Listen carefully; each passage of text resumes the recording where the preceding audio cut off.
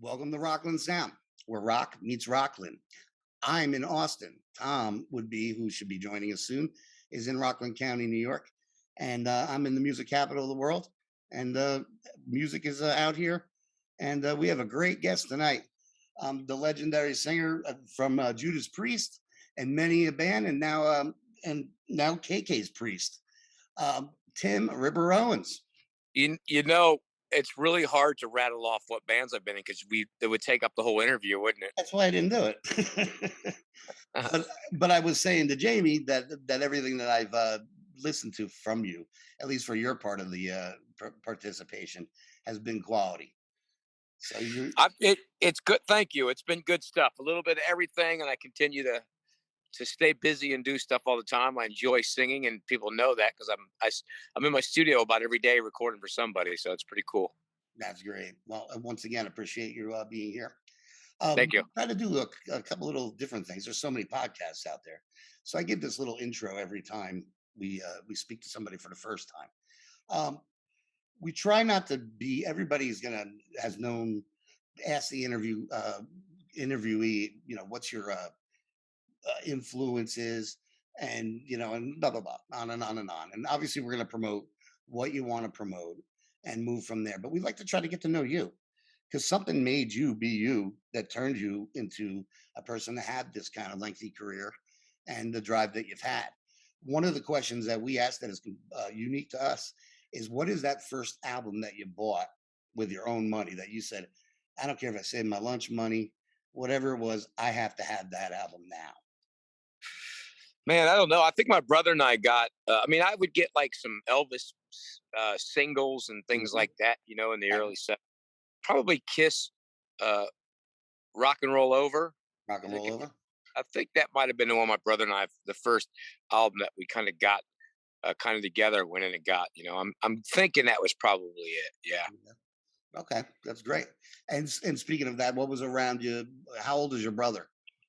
My Uh, brother's 2 years old. He's 2 years older than me. okay. He's So, 2 years older. I'm 53, getting ready to turn 54 here shortly, and my brother's gonna be 56.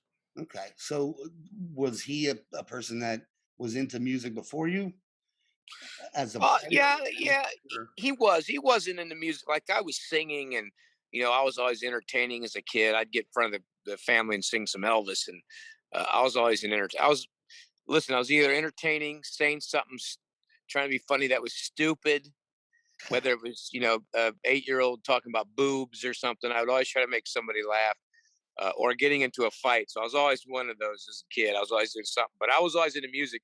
He liked the music, but he was never into it. He was never a musician. I don't. You know, he probably found his calling when he got older and started singing like Propane or something like that. He right. started singing some heavy stuff. That was more his style. So then, now, where did you get hit with rock and roll over? Obviously, at the age you were then, so you're what, 10, about that time, 10 years old or so. Yeah. Where did you start getting a little bit deeper into wanting to, you know, form your first band? Was it junior high, high school? Probably. Well, I always kind of tinkered. I played guitar, and I had some buddies, and we'd act like we were a band. He'd play a snare drum or boxes. He'd act like they were a drum set. And I did that. we'd always act like it. I think my guitar had 4 strings on it forever, and but I really didn't even try out for a band until after I graduated high school. I went and tried. I didn't make the first 2 bands I tried out for, and I was just telling someone else that story. I was telling my daughter that story a little bit ago. I was because her boyfriend was trying out for the golf team. He didn't have a good round yesterday. I said, "Listen, it's all right. Come back." I said, I didn't make the first two two bands I tried out for after high school." I said, and then years later, I had a Jaguar, and that guy that didn't let me make it was washing my car. So that was kind of a good way that it changed. So things worked out for me. Hard work, and I kept trying. But Nice. not till later. I'll tell you what. I got uh, the REO Speedwagon High Infidelity album for Mhm. Christmas one year, and my brother got Judas Priest Screaming for Vengeance. Yeah. That's really what changed me to want to be a musician because I, even though I still I heard that. I heard Electric Eye, and I was like, yeah, that's like what I do. That's kind of the style. But even when it wasn't the band's fault when I tried out for the band, it wasn't. It was my fault that I didn't make the two bands that I tried out for, Right. because even though I knew how my voice could do all these different things and high notes, and I could sing all this way, when I went to try out for bands, um, I didn't know how to sing anything else. So if I would sing Scorpions, it would sound like AC/DC. If I would sing Dio, it would sound like AC/DC. If everything was like, like high note falsetto stuff. Because Mhm. I didn't really learn yet. So it wasn't their fault that I didn't make it. Um, but I still think it's funny. Just got to push yourself into a box because you were new at doing what you were doing. Yeah, and then I eventually learned from the first band I made how to sing. I learned to work on changing my voice to sing higher natural, like so I could sing a little bit of Maiden, a little bit of Dio, and all that stuff kind of opened me up and taught me a lot to sing. Thank you. Sorry, my wife came over. Um, well, singing the Dio and the Maiden and all that. Now, were these the guys that you played with where you were able to develop yourself? Um, I did.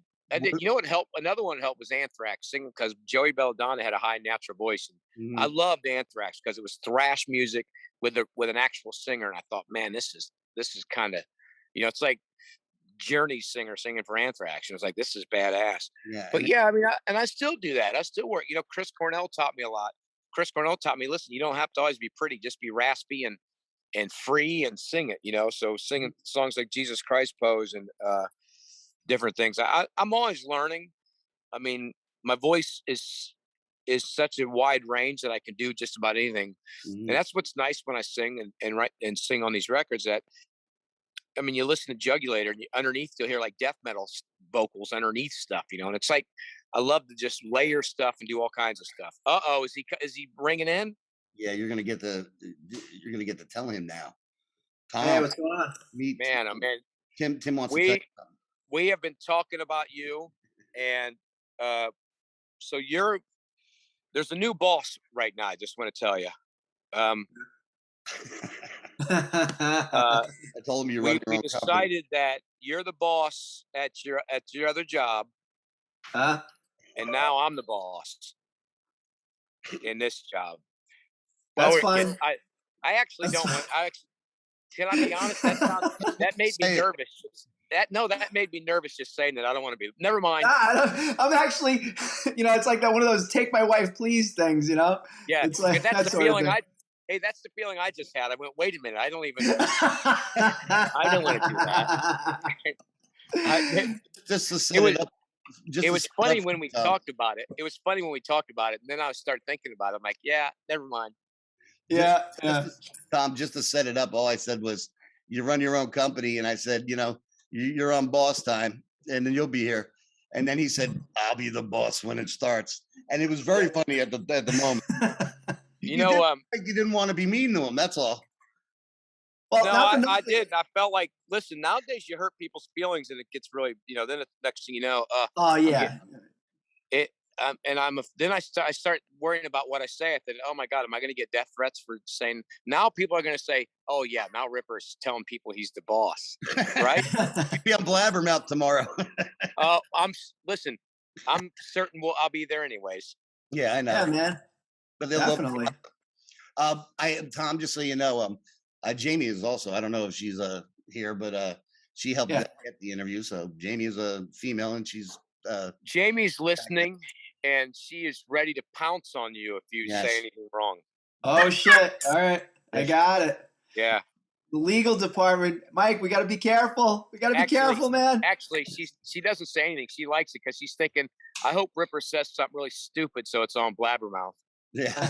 Oh yeah, yeah. Well, that I'll tell you right up front. That is, we're not looking to go for that. I mean, we've done like about 14 or 15 interviews. I'm sure Mike has briefed you on this, but we're trying to go for kind of like a little bit of inside the actors studio. Yeah. You know what I mean? Yep. Kind of like that Yeah, sort of yep. vibe. Little I like background. stuff like that. He's already asked me a couple questions, and like if I've had a bowel movement today, he asked me. I did. I Um, asked him. I was about to ask you like two ply, but I did not eat corn, which I don't know how that got in there. Because I'm wearing a corn T-shirt. That's why. What made me think of it. Yes. Yeah. That's why. We're really inside the studio now. Now we're Yep. really getting, we're digging deep now. That's it. Yes, we're in the well. Cool. You're from Ohio, right? I'm from Ohio. Yeah. You got the cornfields out there. I don't have them around me. Yeah, they'd be around here, but I mean, shit. It's funny because I just went to New Jersey, and you go there, and it was filled with cornfields, right? So, but we got them here. I live in Akron, so I'd have to get a little bit here, but yeah, it's kind of a nice place to live here because you get a little bit of everything. Well, see, I am initially Tom and I have been bandmates. Okay. So I'm from New Jersey and he's in New York. I live now in Texas, so All right. I have Nice. I have every sort of I was sitting outside the other night and there's like an armadillo just wandering by my deck. So Oh, that's good eating there. I haven't gotten one yet. No, yeah, you'll get it. He doesn't want to hang. He gets scared. He runs away every time I try to take pictures. So Tom, the first album question. So everybody knows that unique to us pretty much is what's that first album you bought with your own money. Tim here said Rock and Roll Over by Kiss, that he was kind of in a joint venture there with his brother. And now we've moved on to him he didn't get the job in his first two bands. And because he sounded like basically Brian Johnson from AC/DC, even though he sang, any kind of song. And then he's developing his golden talents. Gotcha. Okay. So like around the 80s, we're in the 80s right now as far as Yeah, we would be Screaming for Vengeance. I was telling him I got REO Speedwagon's High Fidelity record. My brother got Judas Priest Screaming for Vengeance.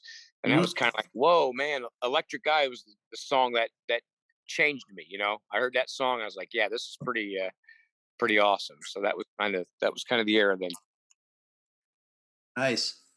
So very cool. That song is a song that for me, when I got that album as well, and you put that on and that intro comes in and you just get walled by that riff.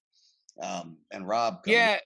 And me as a singer, I heard him change his voice. Like at the beginning, he changes the tone and style of his voice like 3 times right away. He's got that beginning and he comes in.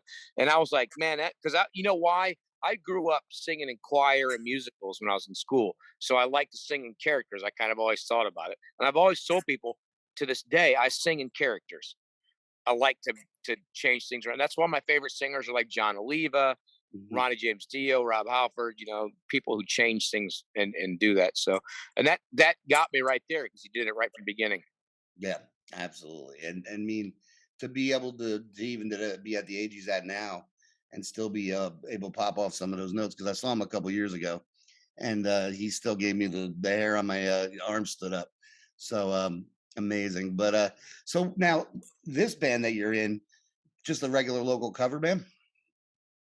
Or yeah, well, you know what? Yeah, it was actually called originally Damage Incorporated because that's what they named it, probably thinking Metallica's never going to get big. Metallica, yeah. We changed it. They changed it to 2 M's and Damage, so it was like Hammer, but it was called Damage Incorporated. And then we went all original, and it was called Brain Aside, and it was kind of like a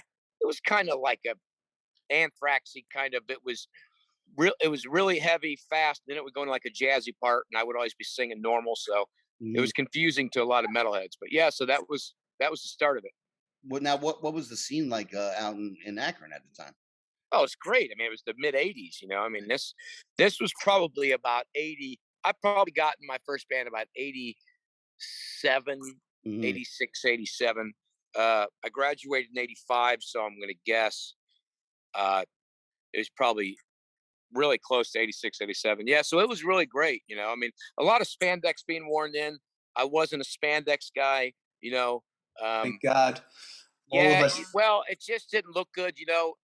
I was chubby. I got a small wiener, and my hair wasn't perfect. So everything went against me.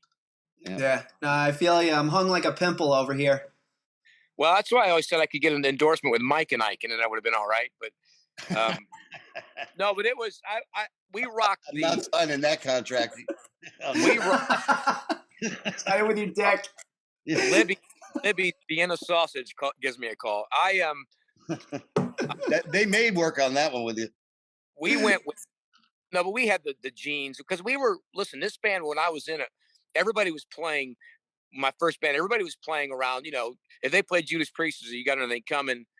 You know, uh, ACDC, have a drink on me. Also, when we come out and play Judas Priest, Victim of Changes, and we're playing Battery from Metallica and Master of Puppets, and uh, we played Metal Church, Highway Star, and doing a third version, and Metal Church, Metal Church. So we had to have that look in us. We had jeans and and t-shirts, and it was pretty cool. At the time, it was different. When somebody's all of a sudden playing Testament, and the crowd was like, "What the hell are they playing? I don't even know what this is." And we want to hear "Have a Drink on Me." So, um, but it was great musicians. The guitar player ended up being I eventually way down the road when I made Judas Priest. He got to be KK's guitar tech, so he That became a guitar tech. Now he's like the main tech guy for the Black Keys, because the Black Keys are an Akron band, so he's like the main honcho that handles the Black Keys. Oh wow. Got it. See that? So you go from playing local.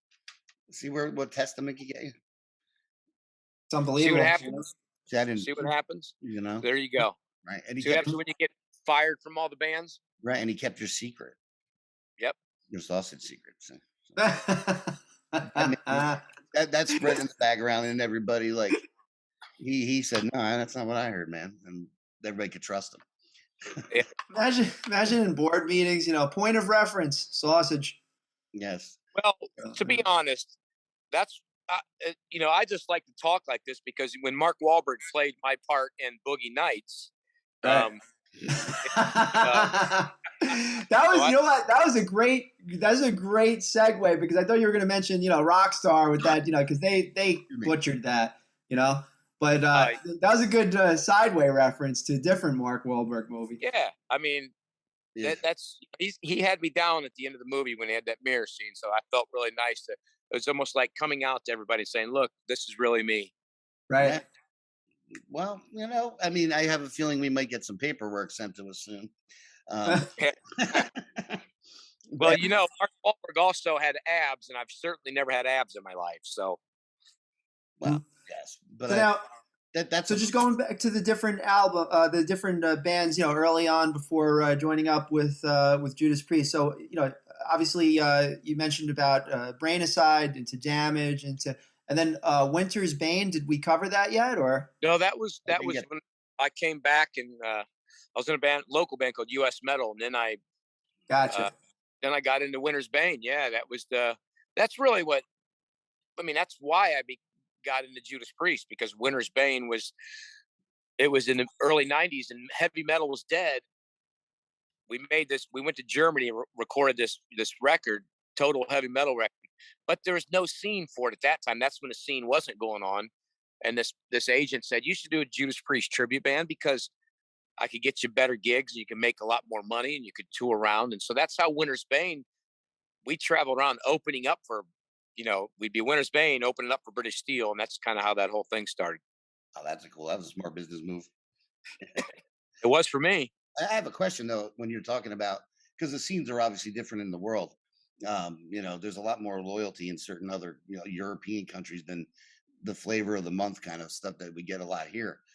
So was there a following, or as a new band, and maybe was there a scene still over in Europe? No, I mean, I got to be honest. I know we love to say that flavor of the month, but I mean, the same records that are number one here, Right. listen to everywhere. Right. There's no metal scene in these other countries. I know Manowar can play, but who wants them to play here?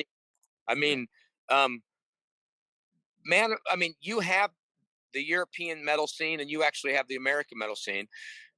But I mean, Judas Priest left Europe to come to America to get big. I understand that there's some big festivals there, but the main music and like the youth of other countries, most of the youth listen to what Ariana Grande or whatever my kids are listening to. Like, you get into a car, Maiden's not on the radio, some Right. hip hop songs on the radio, Part of but fans are still. I'll tell you, metal's made a turnaround in America. Like, the passion is here. Maiden travels around and sells out everywhere they go in America. You Mhm. know, Mhm. but the problem is, some of these countries, a lot of people have to travel. a long distance so they get bigger crowds. I mean, listen, Yeah. I love going to South America and Mexico and Europe. I love to tour there and play. But as a fan base goes, America's the same. You know, America's just as rocking. The only problem with America is we've made the rules so hard for other bands to come here. The visas for bands to come here are outrageously priced. So bands can't even come to America Oh wow. Right. Yeah, because we've set ourselves up as the city on the hill, but nobody could get up the hill. yeah, and it's it's Canada gets a lot like that as well. It's tough to get in there to do things, but the cost to bring bands here. So unless you're Iron Maiden or Judas Priest or one of these bigger bands like that, who you're going to really pack them in. The smaller bands have a hard time because but you know, at that time, I think metal was just not very good anywhere. In the mid, even when I joined Judas Priest. When I joined Judas Priest, we played the same size shows in America than we did all over the world, and they weren't that big of shows because it was the mid '90s and upper '90s, which heavy metal wasn't very good then. So whatever we played in America was pretty much what we played everywhere. Hmm. So now the story basically, obviously people have heard it to a degree with the getting in the priest. That was where the tape was. Scott is the other American that was in the band when once you joined. There's two of you, and he got a copy of one of your shows. Yeah, yeah. I had quit the Judas Priest tribute band about a year before he got the tape, but we had met each other. I'd played in Virginia Beach once, and he came out and jammed with this Judas Priest tribute band, Oh wow. and ended up quitting because the scene wasn't great. I wasn't singing great, so I actually joined a Seattle tribute band doing Soundgarden and stuff with my buddy. Which the guitar, Nice. yeah. So we were Yeah. doing, and that's what I was actually in when I got the call from Judas Priest. But yeah, they videotaped the last show of the Judas Priest tribute band, the very last show, and a year later, I get a call saying the girls gave it to Scott because they knew him, and he gave it to him, and that was the start of it. Mm-hmm. So now, how so? From the time that you heard that that he got the copy, how long was it from when they gave it to him that you ended up getting the phone call? Well, I don't know because I just got the call. I mean, Right. the girl that videoed it, Julie Vito from Rochester, she and her friend Crystal, they knew Scott from being on the road, and they were friends, and she called and said, "Hey, Judas Priest is interested in you. You got to call this number." So I didn't even know. I never saw the video or even heard about it. To be honest, I didn't even know it existed. So just get into because I want to make sure that we have enough time to cover what we need to cover because you're here for a reason. So let's just get to getting that invitation over there and just the way it must have that first few days. How long were you over there initially when you just like the audition time?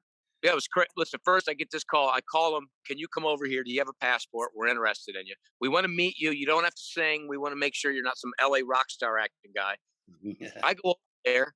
I go to Wales a couple days later and I walk in and they're like, "Yeah, you can sing tomorrow." And I'm thinking, "Oh my God, I haven't sang a Judas Priest song for over a year." Usually if you get an audition of your lifetime, you would get ready for it, right? You Right. would practice and here's what you're gonna do. So all of a sudden they said, we'll go out to dinner, you get some sleep, wake up tomorrow. I'm like, I'm never gonna sleep. Let's Right. Right. let's do it now.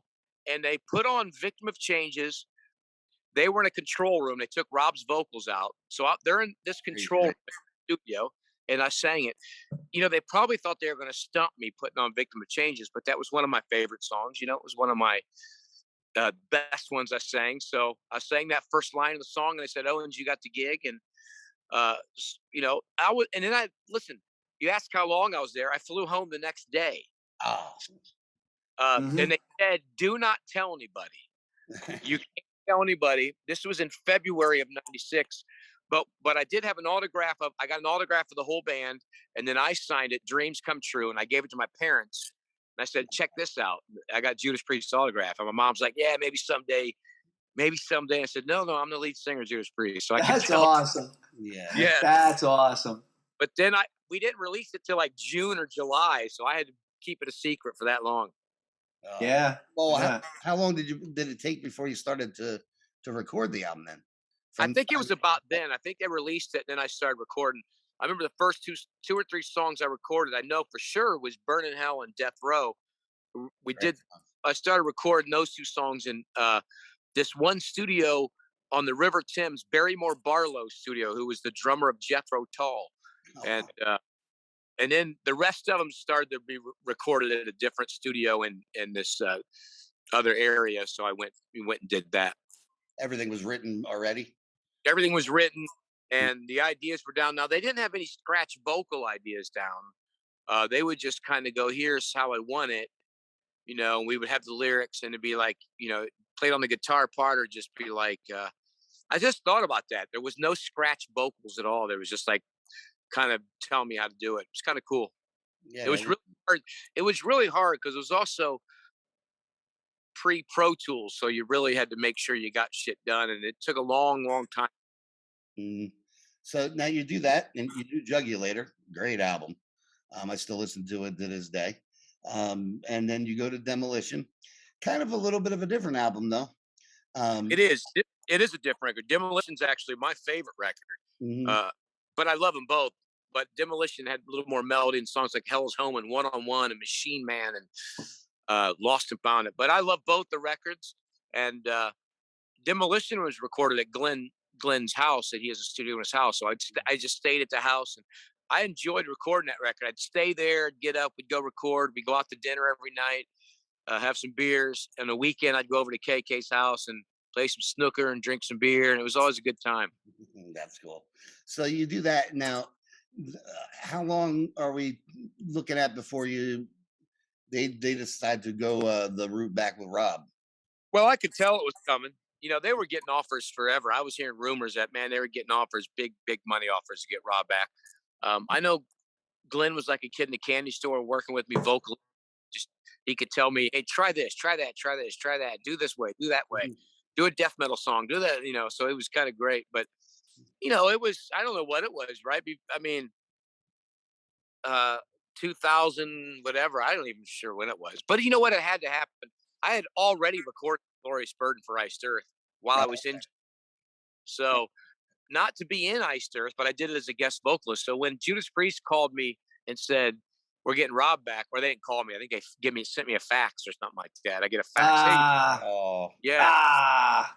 Funny, because when I got fired from Iced Earth, I just got an email. I think he clicked emailed send to Tim and send to Blabbermouth at the same time. It was like the same, you put it uh, out press release. You're a the week a week before Christmas. mm, Oh man, But but I mean, obviously, I mean, you have a ton of confidence, and you moved on with Iced Earth and many other things. But obviously, the opportunity, just being in the band, for X oh yeah, number of years. I mean, and the band dynamics were generally pretty good while you were there, right? I mean, everybody got along, and great time. I wasn't upset when Priest got rid of me. I moved on. I wasn't upset when Earth got rid of me. I moved on. Financially, I've done better as I moved on, because I mean I've worked harder. But I got along with, especially with Judas Priest. I mean the ending to Iced Earth was not a good one. Um, mm, but you don't burn bridges. But the guys in Priest and I still get along. Hell, I get along with Rob. I get along with Richie. I mean, I get along with everybody. So yep. I joined Ingve. I quit Ingve. I actually didn't get fired. Finally, I didn't get fired for somebody. But uh, and I didn't even announce I quit Ingve. I just quit. I told him. Wendy Dio was my manager at the time. She told him, and I did it because I was touring solo a lot, and he couldn't do a lot of gigs. And I said, "Listen, I'm going to quit. Go get you another singer." And even with Ingve, I had a great time, and I didn't burn bridges with him. I get along with everybody. You move on. If you burn bridges, things like AK's Priest might not ever come about. mhm. Right, exactly. Like I'm going. I mean, this is on a much smaller scale to what you've accomplished. But 15 years ago, I was working for I do web design, so I was working for a web development firm, and I got basically shit canned because I just didn't get along with the personalities there at the time. So I started my own web design thing, and thank God it worked out good. But I tried not to burn the bridge with the web design company, and now we do business together. We're actually in a band together, like one of the bands that I play in, just drums. The guitarist is the guy from 15 years ago. So it's like it all just kind of like blends together into like friendship and stuff.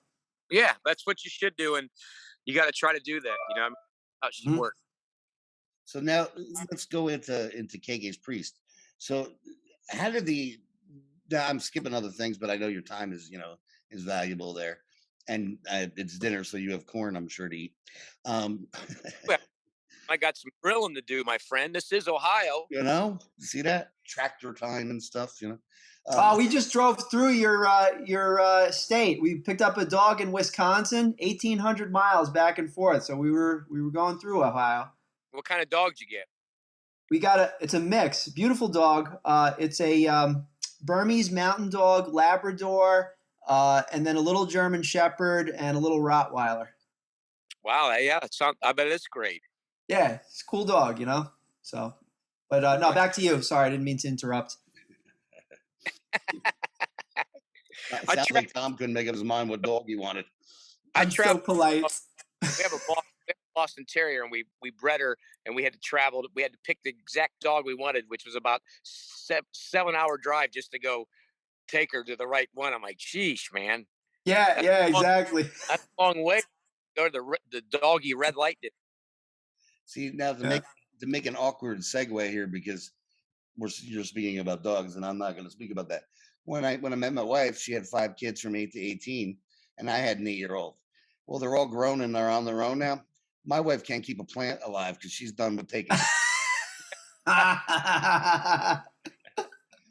She just Mike's wife is beautiful, but she just looks at it like waves her hand, and the plant just dies or something. See, Nice. She just said behind me, because she's behind the screen behind me. She just said every time I bring anything alive home, I call it the next victim. Well, I'm not going. I'm never visiting. You just don't want to make her mad. That's an Italian girl from New Jersey. Yeah, it's yep. You just stay out of the way there and say, okay, you do what you got to do. But so let's get into KK's Priest. So now you did the show where you had Mr. Ellefson, and we won't get into that because that's where we're not trying to go on those roads unless you. I don't care. Listen, I'll just tell you right straight out. Dave's a great guy. He was doing something that probably wasn't right, but it wasn't illegal, and it was 2 consenting adults. Right. And if Mustaine doesn't like it, well, I'm sure Mustaine, from what I've heard, does a lot worse. So, it's between Dave and his family. Absolutely. And I mean, not to want to burn bridges with people that we'd like to have as guests at any point, but that seemed like a door that popped open for Dave, the other Dave, Mustaine, that you said that was able to get him maybe the full power of the band back. I don't know. Yeah, I think. Well, I mean, just so you guys know, I'm not wearing pants now, so I mean, I just want to make sure that we don't record.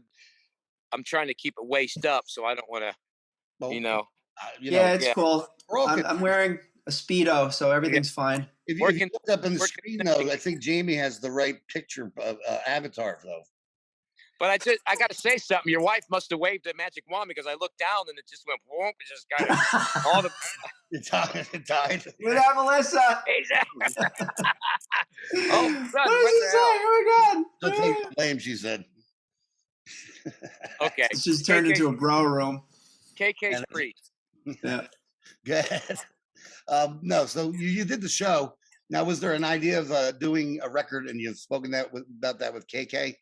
I don't think so. I don't think so at the time. I think it was fun. The idea started to swirl around about doing some more shows. This might be a cool idea. I think when it really hit the ground running was when he knew he wasn't going to do the Priest 50th anniversary. That's the vibe I think got. He said, yeah, you're not part of it. And I think every fan in the world was like, I don't care what his book says. It wasn't like he lied in his book. He was telling truths, whether people like it or not. But he when he was told he wasn't doing it, I think that's when he's like, yeah, let's do a record. Let's do something. So he called me up, said, you want to do a record? I'm like, yeah, let's do it. I'm pretty busy. So I think the first thing what they said to me was, do you have time? Because it wasn't like I'm sitting home doing nothing. I put out 3 records in 1 year, and I'm touring solo all the time. So they had to see whether I wanted to do it and I had time to do it. And you're doing the deal as disciple. You're still doing that at I all? do it, but not that much. I mean, No. there's not, I have a new Three Trimmers record coming out. I do a lot of touring with those guys, Mhm. but if it's a regular schedule, I'm touring the world solo. I have bands all over the world, and I go tour and I go do it.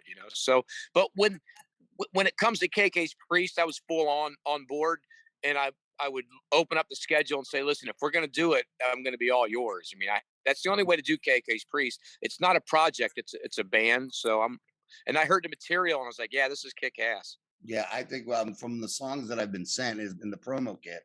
Um, it does cover a lot of bases. I think it kind of came out with the first single, and it gave me Painkiller vibe right away. But like Brothers on the Road or whatever that is off my top of my head today. That to me reminds me of some off of Bridge of Steel or whatever, as far as the groove and the whole Yeah, vibe of the song lyrically. I mean, he's just writing like someone said. Why is he writing like Judas Priest? Says, no, he's writing like KK Downing. I Yeah, mean, he he's created right. The guy's written. This is how he writes. This is what he loves. The vocals are how I sing. I mean, this is what I do. Been making records for over 30 years. Mhm. This is what I. And when people have similarities and stuff, it's like, well, this is what we do. I mean, I don't really know. Um, not yeah, it's going to have similarities, and that's what's great about it is it has more similarities from classic stuff than people would think, because that's now how much he was a part of the machine. Now all the influences he had on writing, and it's got a little bit of everything. It's got your cheesy metal stuff. It's got your serious metal stuff. It's got a little bit of everything. So now have we discussed the tour? Yeah, we want to try. When this came out before COVID, when we were going to put this out before COVID and we were finishing it, we were going to tour that year. But it's hard. Listen, I can make an American tour right now solo because you're going and playing clubs. You're able to do it. Right. KK's not going to go. This isn't going to go play. It's going to be big. It's either big or not. He's like, man, I'm down the home stretch on all this stuff. I'm 70 years old. Right. I'm only big stuff. That's it.